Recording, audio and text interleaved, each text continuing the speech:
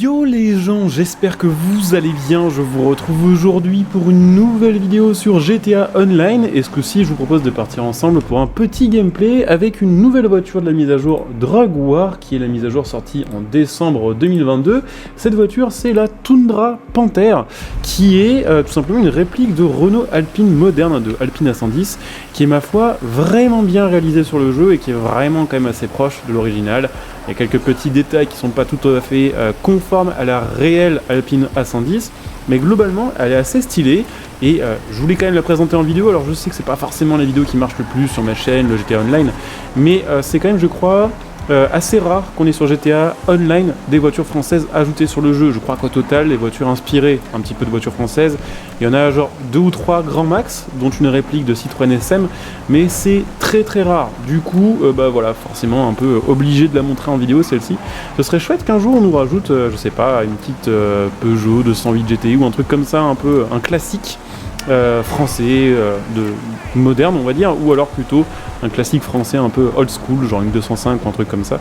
Ça pourrait être très très sympa en tout cas, cool de voir que même si le jeu est sorti depuis 10 ans, presque 10 ans maintenant, il continue à faire des mises à jour, que les mises à jour sont gratuites et que dans ces mises à jour parfois il y a un truc un peu inattendu comme cette voiture. Donc ce que je vous propose dans cette vidéo, c'est d'aller regarder un petit peu les customisations, même si celle-ci je vous ai déjà montré un petit peu ce qu'on pouvait lui faire en live, et puis voilà, la rouler un petit peu et parler de cette voiture. Sachez que cette voiture sera disponible au concessionnaire, enfin où elle est peut-être même déjà d'ailleurs disponible, au concessionnaire Legendary de GTA Online, et qu'elle est dispo aux alentours des 2 millions de dollars, si je dis pas de bêtises, 2 170 000. Donc plus les customisations, plus les améliorations, en gros faut compter je pense aux alentours des 2,6 millions. Ce qui est pas si cher, hein, j'ai envie de dire, vu à mon avis la hype autour de cette voiture, et on sait qu'en général sur GTA quand il y a une hype autour d'un modèle, la voiture en général assez chère, parce qu'ils savent que les gens vont farmer et que les gens vont acheter des shark cards pour se les choper. Donc petite précision d'ailleurs, là je joue sur un compte qui est en solo, avec un mode pour faire spawner les voitures du multijoueur. Donc effectivement je suis très riche, mais c'est la bourse du solo, c'est pas un mode sur l'online ou quoi que ce soit. Donc voilà, ne vous inquiétez pas et ne me demandez pas comment je fais pour farmer la thune pour en avoir autant, c'est la bourse voilà, du GTA solo. Donc on va se la customiser, je pense qu'on va essayer de se la remettre en bleu et vous allez voir des petites livrets très très cool. Et on va essayer de se faire un truc assez sympa. Je l'avais déjà customisé un petit peu celle-ci en live, sur une autre version qui est d'ailleurs garée dehors, devant le garage Los Santos Custom. On pourra peut-être comparer les deux. On va essayer de faire un truc un peu plus chouette, voilà, si possible. Et puis voilà, on va regarder les customisations qui sont pas tant abusées que ça au niveau des prix par rapport à d'autres modèles. Je pense que ce qui coûte cher sur cette voiture globalement c'est comme les améliorations de moteur et les améliorations de performance. D'ailleurs la voiture a assez bonnes stats, hein, 5 en tenue de route, enfin 5 sur 5, le max en tenue de route, une assez bonne vitesse de pointe, une plutôt bonne accélération et un plutôt bon freinage.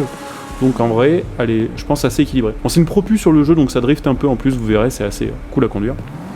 Donc voilà, d'ailleurs s'il y a d'autres modèles qui vous tentent de ce DLC là, que je n'ai pas fait encore en vidéo et sur lesquels vous voulez un truc un peu plus long que la petite présentation en live que j'ai fait, n'hésitez pas à me le dire en commentaire pour les prochaines vidéos. N'hésitez pas aussi bien sûr à vous abonner, à liker pour être notifié, enfin pour être notifié n'importe quoi, pour soutenir la chaîne et améliorer le référencement.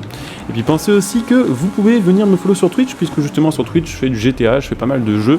Donc si ça vous tente, n'hésitez pas à venir follow via le lien qui sera sous cette vidéo, et puis n'hésitez pas si vous avez Amazon Prime à utiliser votre Twitch Prime sur ma chaîne Twitch, ce qui vous permettra de soutenir ma chaîne gratuitement tout en vous en profiter de plein de petits avantages. Donc n'hésitez pas à jeter un petit coup d'œil. Donc voilà, petite customisation de grille. Alors j'avais mis ça sur l'autre, je pense que je vais laisser ça, peut-être couleur carbone, ça lui fait une gueule un peu plus stylée encore. Le petit capot. Alors ce qui est cool, c'est qu'il y a des pièces de customisation qui rappellent un peu la vraie A110 en version R, il me semble qu'elle s'appelle comme ça. Genre la version finale et un peu radicale de l'A110. Celle qui est vraiment, on va dire, pensée plus track day, un peu plus piste que route civile, même si elle est, je crois, légale. Et il y a des pièces qui font, je sais pas si c'est le hasard, on va dire, ou si c'est vraiment pompé sur cette version de la A110, mais il y a des pièces qui ressemblent quand même beaucoup. Hop, on va mettre en carbone aussi, je pense. Quoi qu'en vrai, c'est plutôt cool comme ça aussi. Hein. Hop, on va peut-être mettre ça. On verra avec la livresse ce que ça donnera. Donc l'habitacle, pardon, on peut customiser les sièges. Bon après ça c'est des customs on va dire assez standards sur GTA, hein. C'est globalement les mêmes sur chaque voiture. D'ailleurs je vous ai pas montré l'intérieur, c'est vrai, l'intérieur qui est de toute façon horrible. C'est vrai que sur GTA je roule jamais les voitures en vue intérieure parce que globalement c'est vraiment genre des intérieurs, même sur les voitures modernes du jeu, c'est des intérieurs qui sont repompés d'autres caisses du jeu qui datent de 2013 en fait.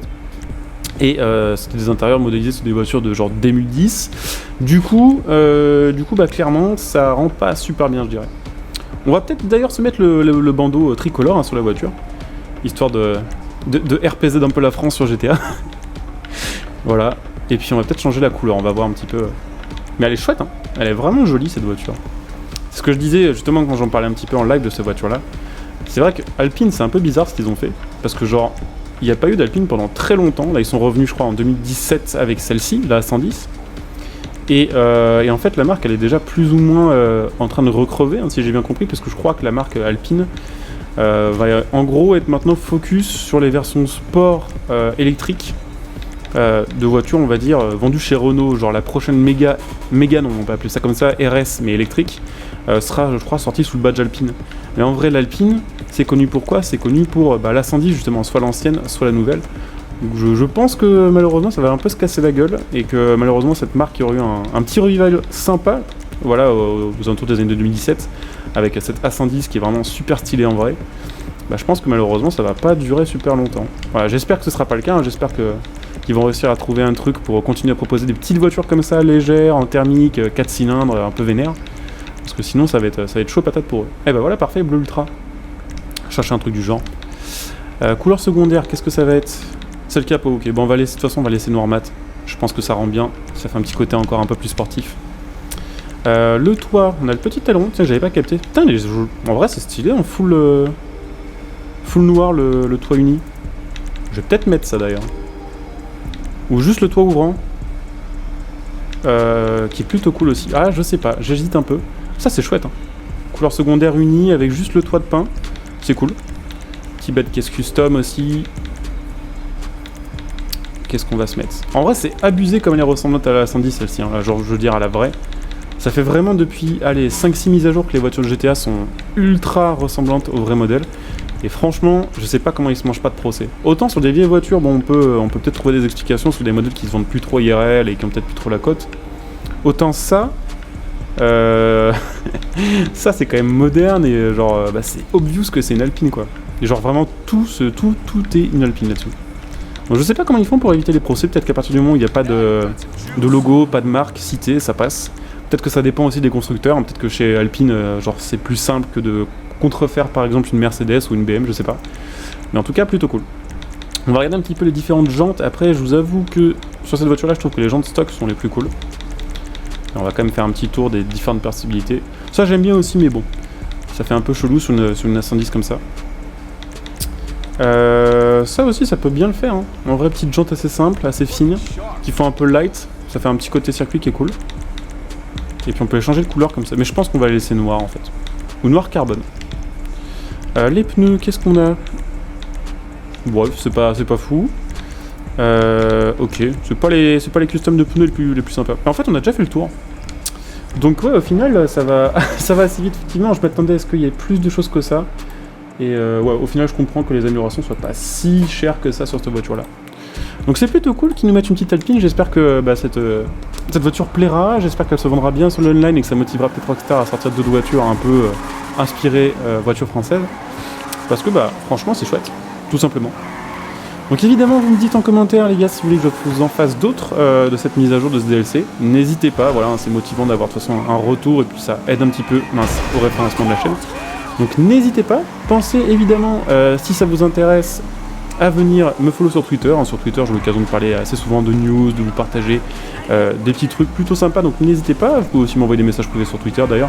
Vous pouvez aussi soutenir ma chaîne gratuitement en faisant vos achats après review en utilisant les liens de soutien que vous trouverez sous cette vidéo. Vous pouvez utiliser par exemple mon lien Instant Gaming pour acheter vos jeux, vos cartes d'abonnement, vos DLC évidemment. Mon lien Matal.net pour s'acheter tout ce qui va être matos gaming. Et pour ceux qui souhaitent me soutenir sur le long terme, n'hésitez pas à devenir des soutiens via le bouton rejoindre cette vidéo. Bon, alors là, on l'a bien détruite par quelque chose d'assez violent.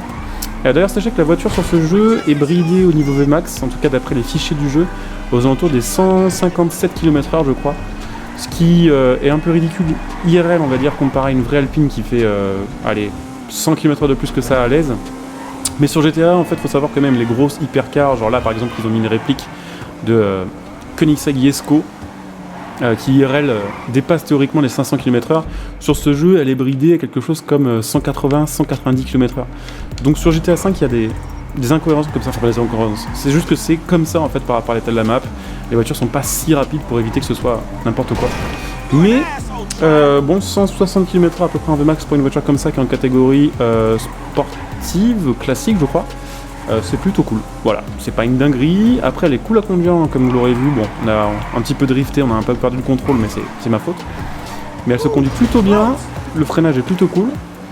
Et puis l'accélération est cool. Après la VMAX c'est pas dingue, mais pour une voiture comme ça, à 2 millions, qui fait pas partie de la plus grosse catégorie du jeu, c'est plutôt cool.